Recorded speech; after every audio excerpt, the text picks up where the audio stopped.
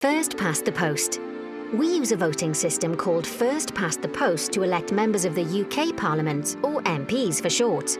In most areas of Wales, we also use first past the post to elect local councillors, who look after issues specific to your local area.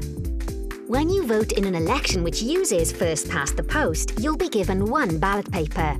The instructions on the ballot paper will tell you how many people you're allowed to vote for.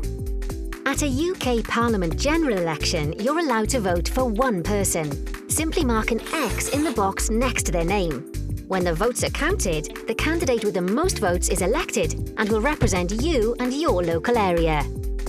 At some Welsh local council elections, you may be allowed to vote for more than one person because more than one person will represent you. So make sure you read the instructions on your ballot paper. Simply mark an X next to the names of the candidates you want to vote for. Once the votes are counted, the 2, 3 or 4 candidates with the most votes are elected. Find out more at electoralcommission.org.uk/learning.